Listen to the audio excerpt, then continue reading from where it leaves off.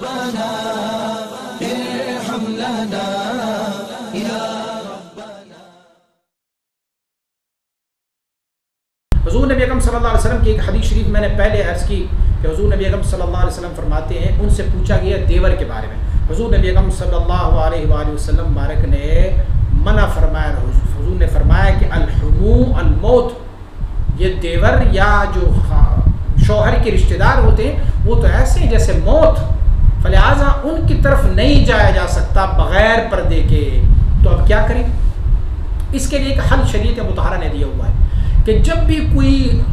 لوگ جو آپس میں جوائنٹ فیملی میں رہتے ہیں اور وہاں پر ان کی بھابیاں بھی ہیں، کزن کی خواتین بھی ہے، کزن کی بیویاں بھی ہے، تو جو بھی مرد اس گھر میں داخل ہو وہ پہلے کھنکھارے، وہ پہلے یا دروازے کو کٹکھٹائیں یا کھنکھاریں اونچی آواز سے تاکہ خواتین اپنا پردہ کر لیں۔ تو پھر خاتون کیسے پردہ کر لیں؟ میں نے پہلے کہا ہوا ہے کہ شرعی لباس در بر رکھیں، تو جب شرعی لباس ہوگا تو رہ گیا ان کا چہرہ، تو وہ اپنے دوپٹے سے اپنے چہرے کو ڈھانپ لے اور پھر وہ مرد جو ہے وہ گھر کے اندر داخل ہو جائے۔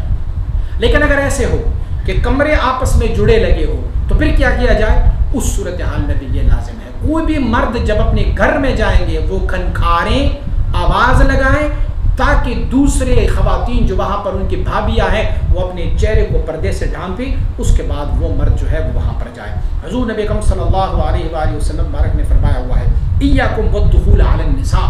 حضور نبی اکرم صلی اللہ علیہ وسلم نے فرمایا اپنے آپ کو بچاؤ اس کام سے کہ آپ خواتین پر داخل ہو جائیں، خواتین کے ساتھ۔ قالوا یا رسول اللہ ارأیت الحمو، حضور سے پوچھا گیا یا رسول اللہ صلی اللہ علیہ وسلم دیور کے بارے میں کیا حکم ہے؟ وہ تو ہمارے گھر آتا رہے گا تو پھر کیا کریں گے؟ حضور نے فرمایا الحمو الموت، حضور نے فرمایا دیور تو موت ہے، موت، یعنی ان سے اتنا پرہیز کرو جیسے بندہ موت سے بھاگتا ہے، ایسے ان سے بھاگا کرو۔ اس حدیث کو روایت کیا ہے امام بخاری نے کتاب النکاح ہے، باب لا یخلون رجل بامرأۃ الا ذو محرم، حدیث رقم جو ہے وہ 5232، اور امام مسلم نے صحیح مسلم میں اس حدیث کو روایت کیا ہوا ہے کتاب السلام میں، باب تحریم الخلوۃ بالاجنبیۃ والدخول علیہا، حدیث رقم 2172 میں۔ فلہذا